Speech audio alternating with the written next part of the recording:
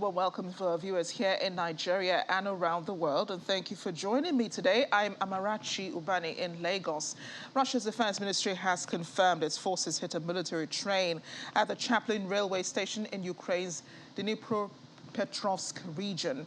In its daily briefing, Defense Ministry spokesperson Igor Konashenkov said an Iskander missile had hit a military train at Chaplin and was set to deliver arms to the Frontline and the eastern Donbass region. Moscow also said it had destroyed 8 Ukrainian fighter planes in strikes against air bases in Ukraine's Poltava and the Dnipro regions. That would be one of the heaviest losses for Ukraine's Air Force in recent weeks. The ministry also said in a statement that Ukrainian artillery had shelled the area of the Zaporizhzhia nuclear power plant 7 times in the last 24 hours. At least 25 people died in that attack on the Chaplin train railway station in Ukraine on Wednesday. Residents of the small town have been mourning their loved ones amongst the rubble of their destroyed homes. One local resident said there was no sound, nothing was heard, just an explosion and a fire that started soon after. Another resident lost her 11-year-old son in the strike. President Volodymyr Zelensky was the one who announced the attack on the train station.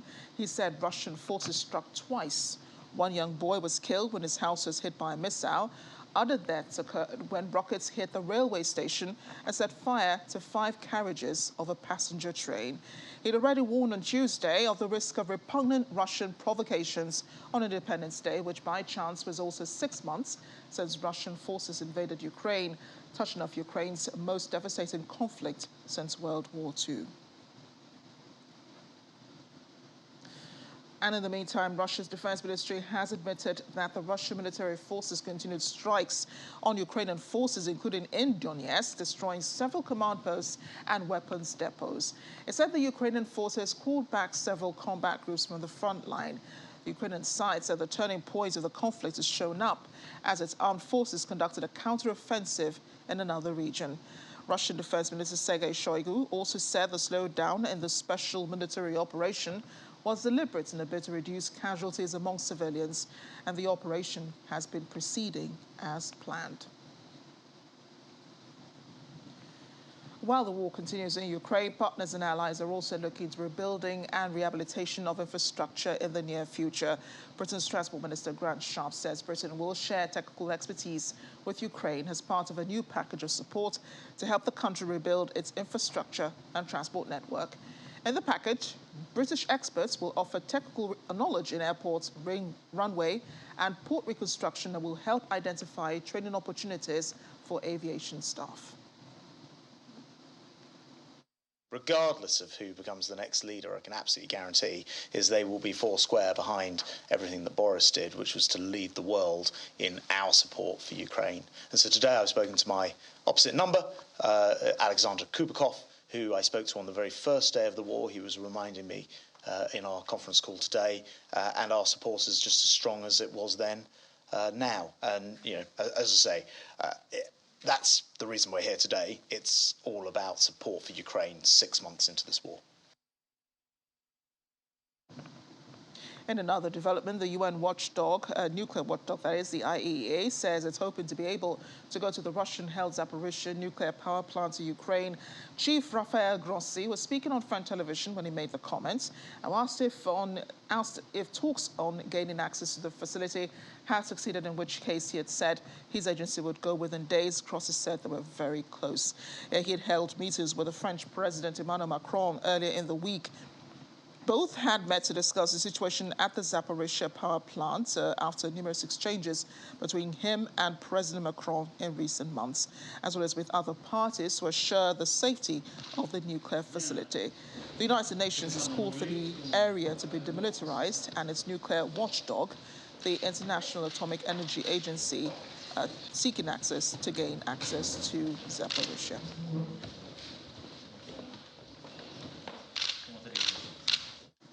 Joining me now is Associate Professor in Intelligence Studies and Head of the Ukrainian Program at the Norwegian Defence University College, Tom Rosseth. Thank you for joining me, Professor. It's a pleasure. Russia says it's decreased its attacks on Ukraine in order to ease the number of civilian casualties. What are you reading from the comment by the Russian Defense Ministry? And does this imply that Russia had indeed been targeting civilians in its missile strikes? I think it's several points to that question, and the one issue is that I don't think they have too much sympathy with the civilian casualties in Ukraine. Unfortunately, I think the argument is mostly due to the fact that they cannot military muster more forces and personnel, especially in along the front at the moment, and that's why they're slowing now. And it's not due to the possibility of civilian casualties.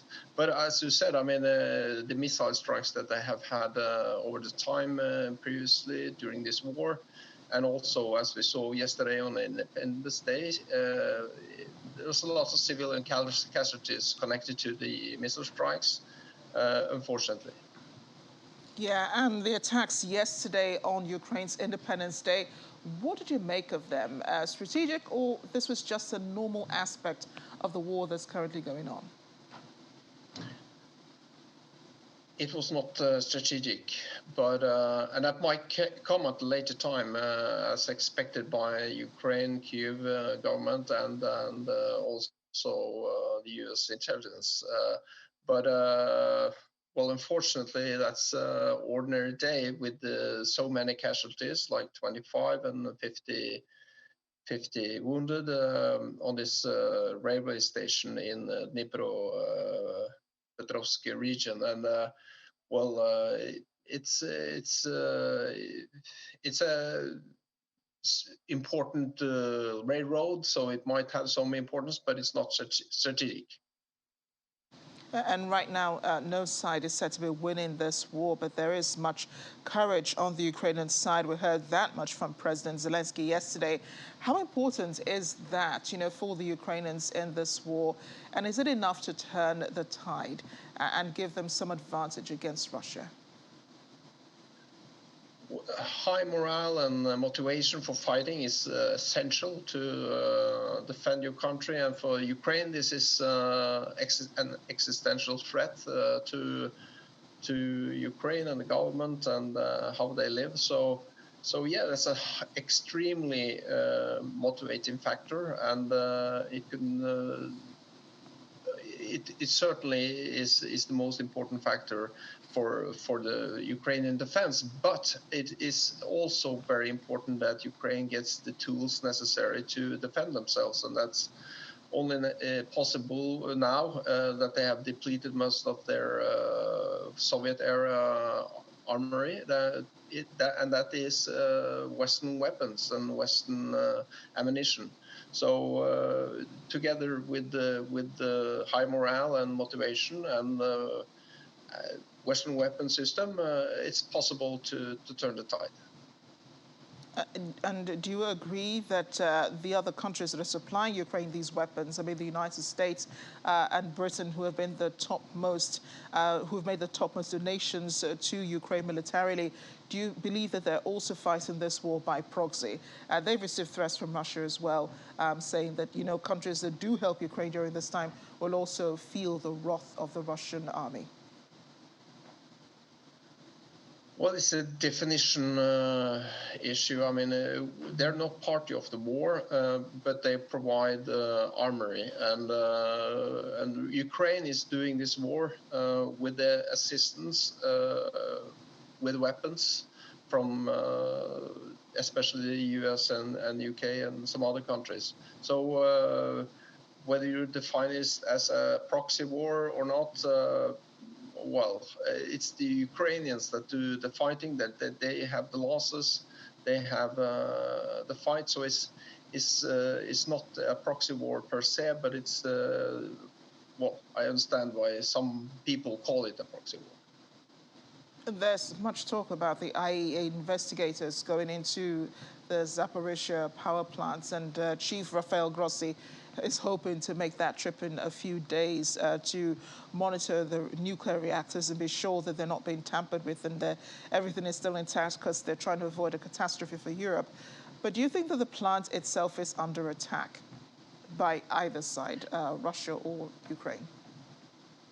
It's an extremely unfortunate situation, and you have fighting so close to the power plant, and you have well-documented Russian forces inside the plant with the military vehicles and tanks as well. So, and they're shooting on the Ukrainian side, and the Ukrainians are responding, but probably not too close to the power plant. But right now, the power plant is the grid connected to the power plant is turned off, and that's a very potentially dangerous situation if it prolongs. And it's in Russia's interest to turn the power plant on only for the power going to Russia-controlled areas. So I think it's in Russia's interest to damage the connections to the Ukrainian side and then turn it on the Russian side. So that's a strategy, and that's why we're in this situation, I think.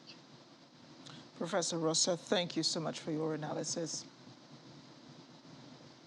Thank you.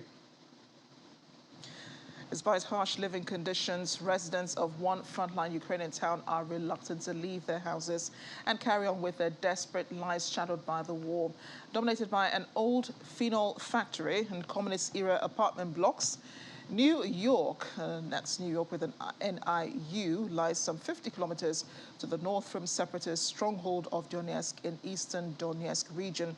It's also a constant target of Russian shelling. Local residents said they were facing shortages of water, electricity and gas. Having failed to take Kyiv, Russia changed its war aims to focus on securing the Donbass and eastern region formed of two provinces already partly held by its separatist proxies. And that unleashed the most devastating ground battles of the war. Ukraine's government has ordered mass evacuations in Donbass to save civilian lives, but some residents, like Natalia, whom we heard from earlier, during the reports when it was being cut back to New York after being months away from home, are very concerned about the situation. In the meantime, Russian opposition politician and ex-mayor of Yekaterinburg, Yevgeny Roisman, arrived in court today to face allegations of discrediting the Russian army. The offense, newly introduced after Russia's February 24 start of what it calls its special military operation in Ukraine, carries a prison sentence of up to 5 years. Roisman was greeted in the court building by supporters who shouted freedom. He thanked them for coming as he was escorted into court in handcuffs. Roisman's case centers on a Q&A session held on YouTube, according to the prosecution, which asked the judge to impose a number of restrictions on the former mayor, including on leaving his home and using the internet. Roisman's lawyer, former lawyer, speaking outside the court before the hearing, said the case was politically motivated.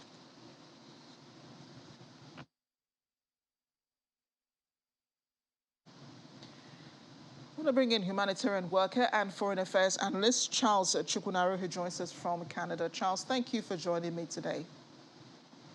Thank you, Amarati. Thank you for having me. Good to see you again. Good to see you too. And it's been 6 months since the invasion of Ukraine. A country's lost so much in terms of people. It's also lost a lot of infrastructure and so much more. But there is no relenting on both sides. In fact, there is renewed zeal in the Ukrainian president. You think he has what it takes to win this war and take the fight into Russian-controlled territory like he's been pledging in the last few days? Okay.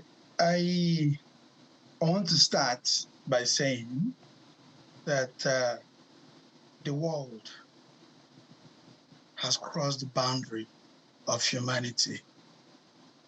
We shouldn't be talking about this now. In any case, I think that the Vladimir Putin, the president of Russia, having failed to take Kiev within the first 2 weeks of the invasion, cannot take it now. By logical extension, Russia cannot take Ukraine now because the capacity of the Ukrainian armed forces to contain the Russians is growing by the day. The Russians implemented option A, it didn't work. Option B, they went to take the Donbas region. The Ukrainians allowed them to come in, get themselves exhausted, hit them on the counter offensive, cut off their supplies chain, cut off their supply, hit their ammo warehouses, hit the Black Sea Fleet, disorganize them, and the Russian forces are finding it difficult to resupply. So it's going to be a war of attrition. It's going to be a ding-dong affair. I don't know how long it's going to last, but I can assure you that Russia will not win the war. So in your opinion, Ukraine is winning? Well, if Russia is not winning, the world must stand up. The international community must stand up right now. Whatever they did to resolve the whatever underground negotiations that the world community did to resolve the Cuban Missile Crisis must be done now. And there will be trade-offs, there will be negotiations, but it has to talk because Russia cannot win. Because you cannot win a war of ideology with the barrel of a gun. Ukrainians are fighting for their freedom. It is not even the president. It's not about the president. It is the Ukrainians that are fighting, and the weapons are coming, and they are willing to fight. And their willingness to fight is increasing by the day. They never attacked the Crimea region since Russia annexed it in 2014, but they have the guts to attack it now. They took away an airbase in Crimea. It would have been unthinkable before now, but the Ukrainians are doing it. So whatever Russia had in mind is not working. And I know they want to save face. They cannot just withdraw and go back. The world community should come and just like the Cuban, because we are about to cross the boundary of humanity or normalcy. There is nuclear threat involved. And that's something. If I could come in here, that's something you have been very concerned about, isn't it? The humanity of this war, how people have been displaced, how the fighting has impacted lives around the world. What are you learning about how Ukrainians displaced by the war are settling into, new lives? We saw a report earlier about someone living in, a region, a town just far, some distance away from the Donbas region. What are you learning, about how they're settling in and accepting present conditions as a result of this war? Well, it's unfortunate that this senseless war that's very avoidable has led to about 6.6 million refugees. That's a refugee crisis. You see, generations are going to be displaced.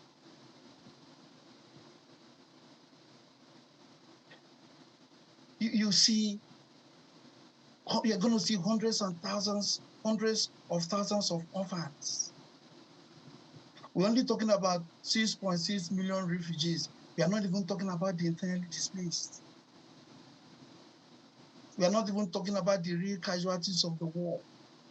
It's not even the 90,000 Ukrainian troops that Ukraine is claiming to have killed.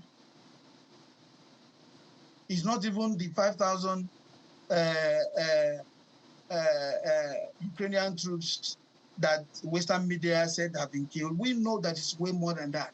There is no way Ukrainians can kill people who are retreating and launching a counter-offensive. You cannot be retreating and suffer less casualty than they have advancing force. It's not feasible. So if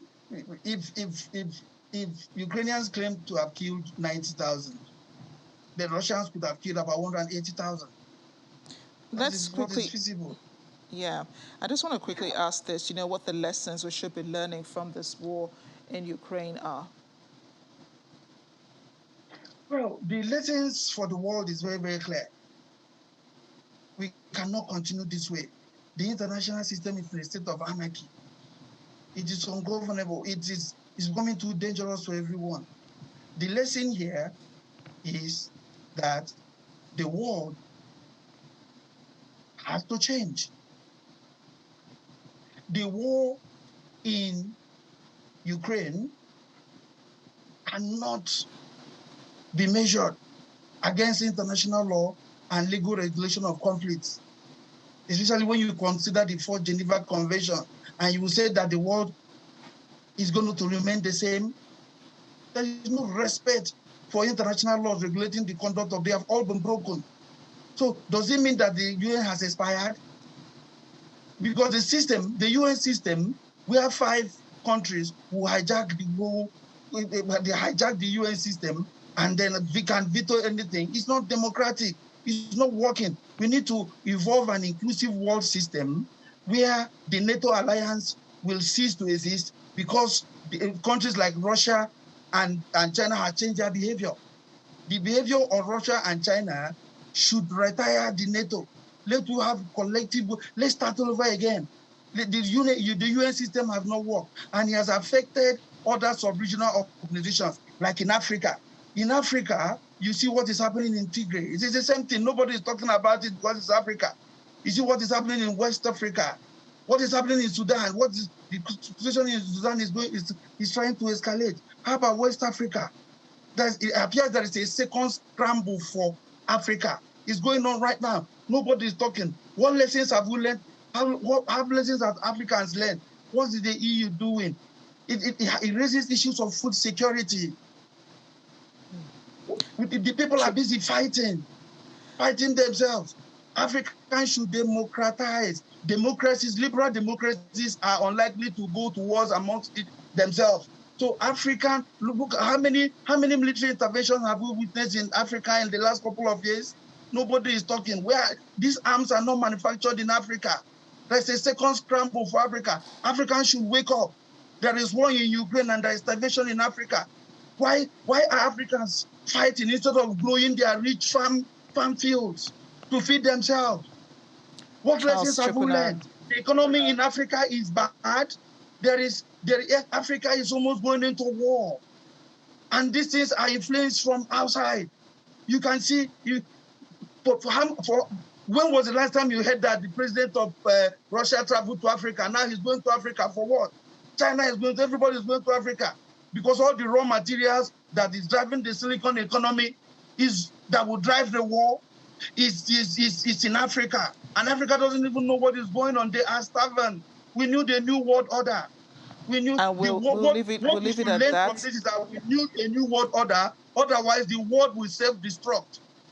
We'll leave it at that, Charles. Thank you. Thank you so much. Appreciate your analysis on this and other issues as well. Thank you for joining me on the program. Thank you for having me. It's always a pleasure. And I must commend Channel TV because I can assure you your program is watched by Nigerians all over the world. I get phone calls. Thank you. From everywhere in the world. So I must commend you for keeping up to speed with what is happening in the world and especially with what is happening in Nigeria. Thank you very much. Thank you. Thank you for joining us.